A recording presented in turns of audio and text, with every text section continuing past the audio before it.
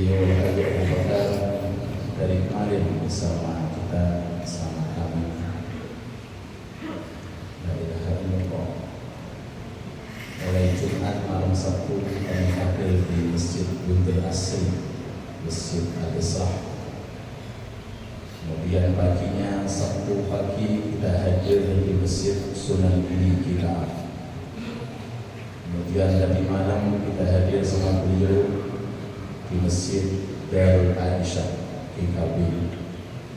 Dan hari ini alhamdulillah kita semuanya merasa terhormat dan mulia karena kedatangan cucu beliau Nabi Muhammad sallallahu alaihi wasallam hadir di tengah-tengah Masjid Baitul Islam. Dan insya Allah hari Selasa biidznillah beliau akan hadir juga di Masjid Darussalam, masjidnya yang Rafiq. Dengan padatnya jadwal beliau, tapi masih meluangkan waktu bersama dengan kita. Ini menunjukkan bahwa dalam diri beliau khususnya dan seluruh para dzurriyyah Nabi Muhammad sallallahu alaihi wasallam, beliau mendapatkan sir daripada datuknya Nabi Muhammad sallallahu alaihi wasallam yang intinya dalam hatinya dan akalnya tidak ada lain kecuali untuk ummati, ummati, umatku dan umatku. Kegelisahan beliau Rasulullah, susahnya beliau Rasulullah, hijrahnya beliau Rasulullah tiada lain kecuali untuk memikirkan umatnya beliau Nabi Muhammad sallallahu alaihi wasallam. Hidupnya selalu manfaat, hidupnya selalu berkah, hidupnya selalu membawa ketenangan, membawa Muhammad sallallahu alaihi wasallam tidak meninggal dunia. Kemudian kedatangan malaikat Jibril dan beliau saat itu sedang menangis. Datang malaikat Jibril, ya Rasulullah, ma yubki, ya Rasulullah, apa yang membuat engkau ini menangis? Engkau menangis terseduh-seduh, engkau susah. Apa yang membuat engkau menangis ya Rasulullah? Apakah dosamu? Apakah kesalahanmu? Apakah ekonomimu? Apakah duniawimu? Apakah dirimu? Apa ya Rasulullah? Nabi Muhammad sallallahu alaihi wasallam menjawab, ummati, ummati, kaifa hiya ba'da mauti. Wahai Jibril, aku yang aku gelisahkan adalah umatku, umatku, umatku. Kaifa hiya ba'da mauti, bagaimana nanti umatku setelah wafatku, wahai Jibril. Allahumma shalli ala Muhammad.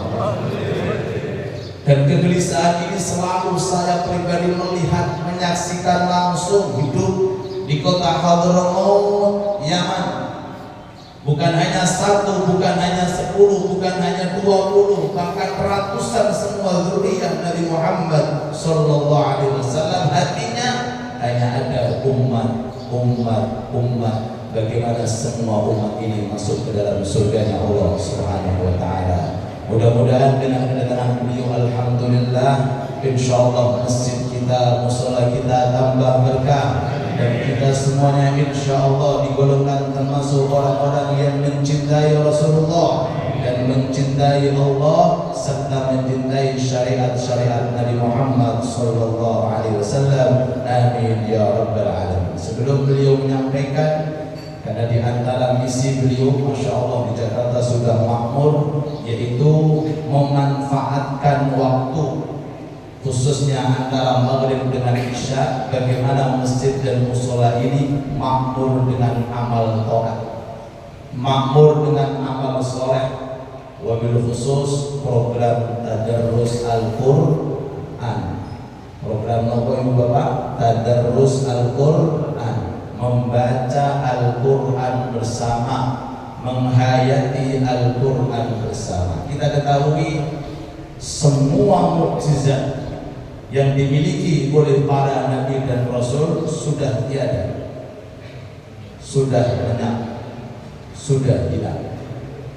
Bahkan kitab-kitab samawi yang diturunkan kepada nabi-nabi sebelum Nabi Muhammad sudah banyak perubahan, sudah banyak taghyir. Tinggal satu mukjizat yang masih utuh sampai saat ini, mukjizat seperti apa yang diturunkan oleh Nabi Muhammad dari awal sampai akhir, yaitu berupa Al-Quran. Adalah satu-satunya mukjizat yang utuh. Hurufnya nggak ada yang dikurangi, kalimahnya nggak ada yang dikurangi, lafalnya nggak ada yang dikurangi, persis mulai Bismillah di awal basmalah sampai terakhir minal jinnati wal nasin dari Al-Quran itu utuh seperti apa yang diterima oleh Nabi Muhammad SAW. Makanya para ulama mengatakan kalau seandainya ada Nabi setelah Nabi Muhammad SAW, kalau seandainya ada Nabi, yang paling pantas adalah mereka, orang yang sibuk dengan Al-Quran, wabil khusus orang yang hafal Al-Quran.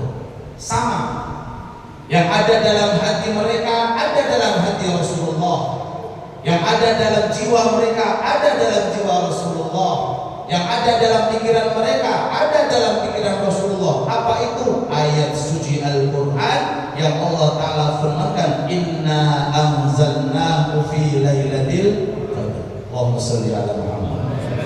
Jadi beliau akan menyampaikan fadilah-fadilah amal-amal agama terkhusus tentang Al-Quran, dan waktu insyaallah kami semuanya rela sama Habib dengan panjangkan sampai jam 10 siang insyaallah. Siap insyaallah. Kesempatan ini, oke. Jarang-jarang kita kedatangan tamu seperti ini. Oke, dari pulau tiap minggu. Oke, pun rasanya pun dengar. Tapi ini beliau. Sedikit saya sampaikan, orang ingin berbicara dengan Allah, maka triknya sholat. Tapi kalau orang ingin mendengarkan perkataan Allah, triknya membaca Al-Quran. Dua. Cukup dua. Man arada an yasma' min Allah fa'alaihi bi qira'atil Qur'an, wa man arada an yusmi Allah fa'alaihi bil iktsari min as-shalah. Barang siapa yang ingin dia mendengarkan apa kata Allah, mengetahui apa yang menjadi kehendak Allah, perintah atau larangan, maka kembalilah dengan membaca Al-Qur'an. Dan barang siapa punya keluhan, punya keluh kesah, punya keinginan, punya harapan, punya tujuan, maka datangilah Allah dengan melakukan sholat. Al-Habib Alwi bin Syihab Ainul Karim dari Qabilah bin Syihab itu hidupnya gak pernah susah. Apa Pak? Senyum, tenang, kalau kita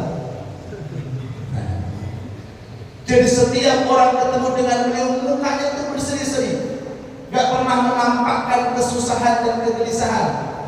Datang orang memberanikan diri, wahai Habib, saya ini ketika ketemu jenengan gak pernah susah.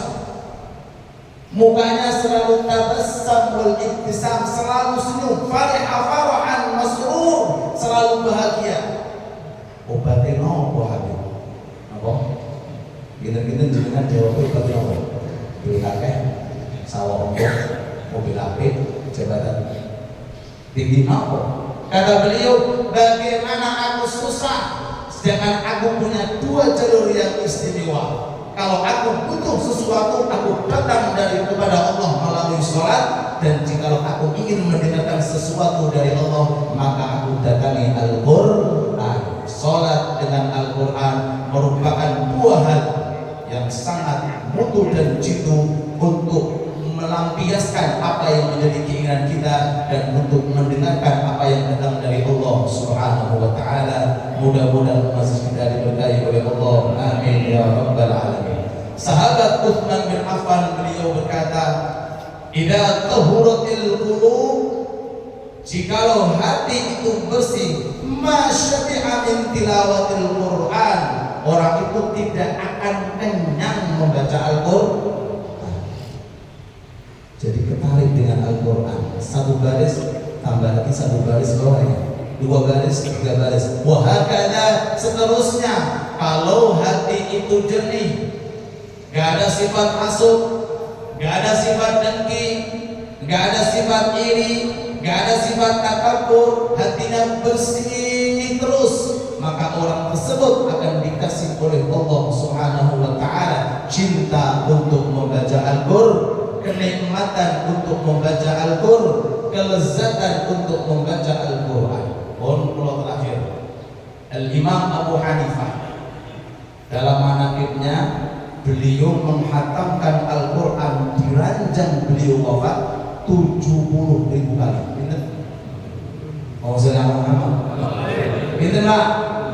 Pinten? Target panjenengan berapa puluh? Apa berapa ratus? Ini kesibukan ulama-ulama kita. Imam Abu Hanifah itu santrinya Ahlul Bait, santrinya Imam Zaid keturunan Nabi Muhammad. Santrinya saja dalam manaqibnya meninggal dunia, keranjang tok yang digunakan untuk meninggal dunia sudah pernah digunakan hataman berapa? Kompak berapa? 70.000. Dengan pilih yang tipu apa yang lain? 70.000.